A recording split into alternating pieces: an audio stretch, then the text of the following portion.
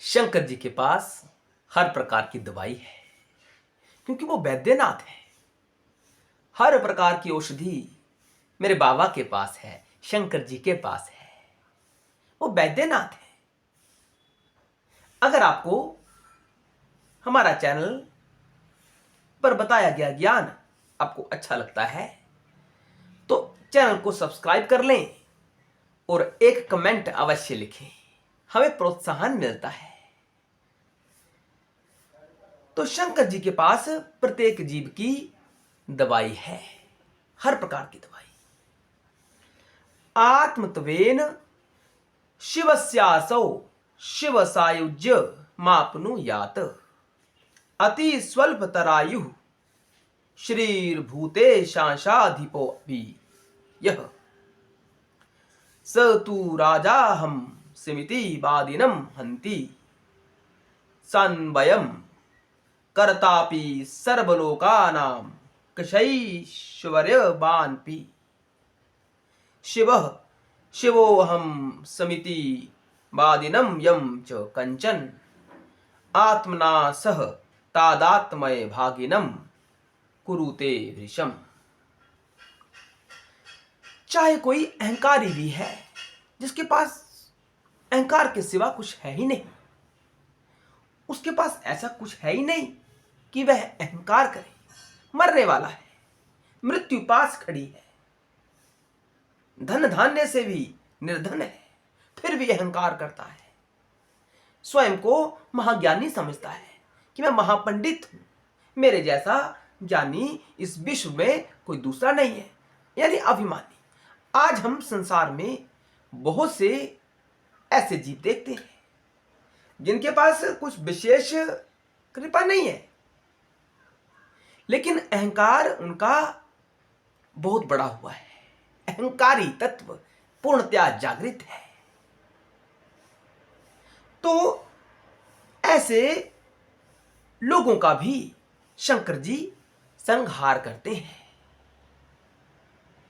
ऐसे लोगों का भी संहार करते हैं। आगे कहा गया है इसी श्लोक में, जो संपूर्ण लोगों का कर्ता, यानी जो पूरे विश्व का निर्माण कर सकता है, ऐसा कोई, तथा अक्षय ऐश्वर्यवान पुरुष भी अभिमान रहित होकर, जिसके पास सब कुछ है, बहुत सामर्थ्य है, जिसके पास संसारिक वस्तुएं, जिसके पास पूर्ण भाव से उपस्थित है, सब कुछ है उसके पास कोई अभाव ही नहीं है, फिर भी वह अभिमान नहीं करता है। जो अभिमान रहित होकर शिवः शिवोहम इस प्रकार का कथन करता है, उसको शिव आत्म स्वरूप के तादात्मय से शिव रूप ही कर देते हैं। यानी वह जीव शिव जैसा हो जाता है, जो अहंकार रहित होता है। और जो अहंकारी है, शिव उसका भी संहार करते हैं। दोनों प्रकार के जीवों का इलाज बाबा के पास है, शंभू के पास है।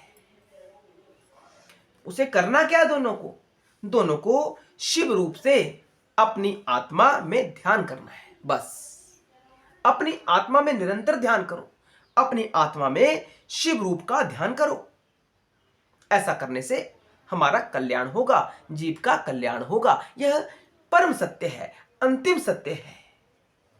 क्योंकि शिव के ऐसा नहीं है कि शिव केवल देवताओं के लिए है, नहीं, शिव दैत्यों के लिए भी है। शिव भूत प्रेत जो कोई भी योनि विद्यमान है, सबके लिए है। ब्रह्मा से लेकर, ब्रह्मा भी शंकर जी की आराधना करते हैं, तृण पर्यंत सब शंकर जी की आराधना करते हैं। शंकर का अर्थ है आत्मा। आत्मा की शरण में सबको जाना पड़ता है, चाहे वो ब्रह्मदेव हो, नारायण देव हो, रुद्रदेव हो, कोई भी हो, सबको शंकर जी के पास जाना पड़ता है।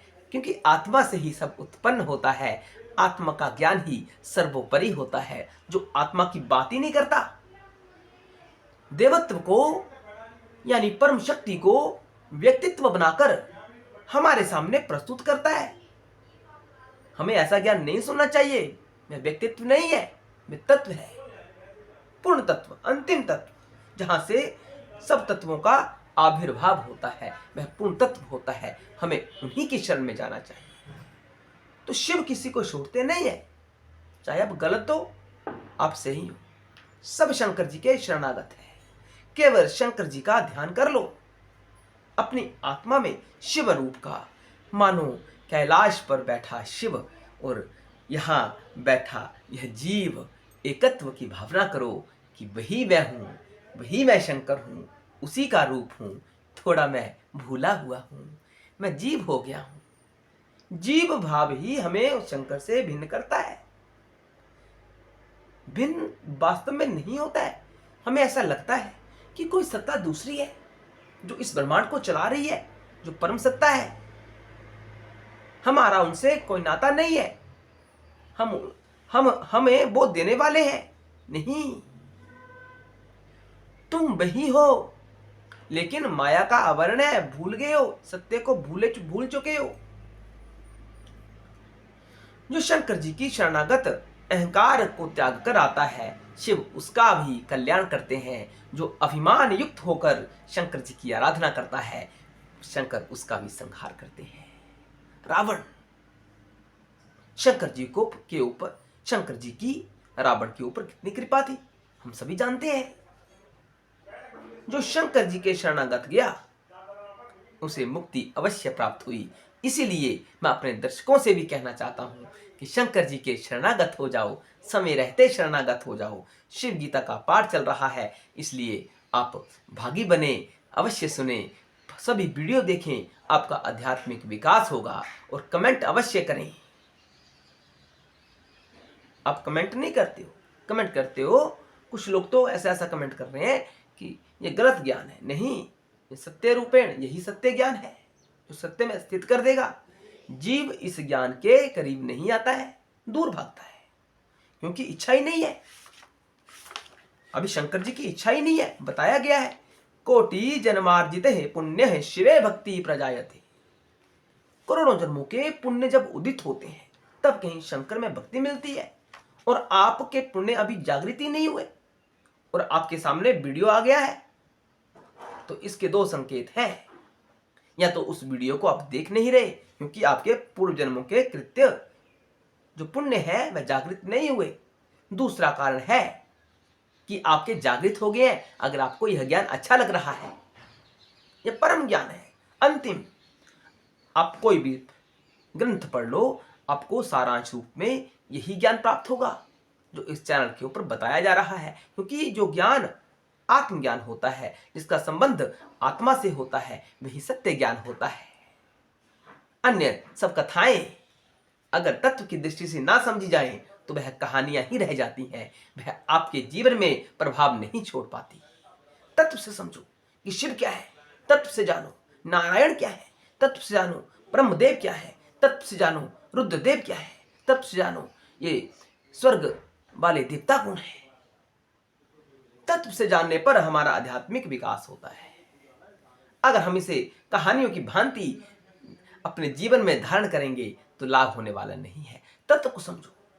राम की आराधना करते हैं, राम मर्यादा है, हमारे जीवन में मर्यादा है ही नहीं, तो हम राम के उपासक नहीं हो सकते। हम छल कर रहे हैं स्वयं के साथ कि यह जीव राम की आराधना कर रहा है, नहीं कर रहा। राम तो मर्यादा है।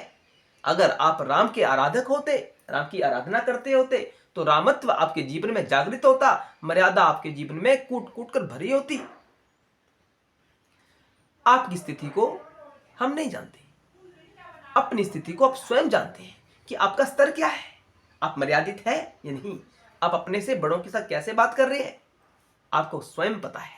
हमारा कार्य है आपको इस ज्ञान से आपके रूबरू करना, इस ज्ञान को आपके सामने प्रत्यक्ष रूप से प्रकट करना। आप किस स्तर पर हो, आपका स्तर क्या है, आप इन बातों को मानते हैं नहीं मानते हैं, ये आप जानते हैं। लेकिन माननी पर प्रत्येक जीव को चाहिए ताकि उसका आध्यात्मिक विकास हो सके। ये बहुत आवश्यक है। ये शिव गीता कहती है, कोटि जन्मार्जित है पुण्य शिवे भक्ति प्रजायते। कोटि कोटि जन्मों के पुण्य जब उदय होते हैं तो शंकर की, बाबा की भक्ति प्राप्त होती है। अगर आपको बाबा की भक्ति प्राप्त हो चुकी है, महादेव की भक्ति प्राप्त हो चुकी है, तो समझ लो आपके कोटि जन्मों के पुण्य उदय हो चुके हैं, फलित हो चुके हैं, जो आज आपके सामने शिव भक्ति के रूप में प्रकट हुए हैं। यह सत्य है, सत्य है, सत्य है। हर हर महादेव, हर हर महादेव।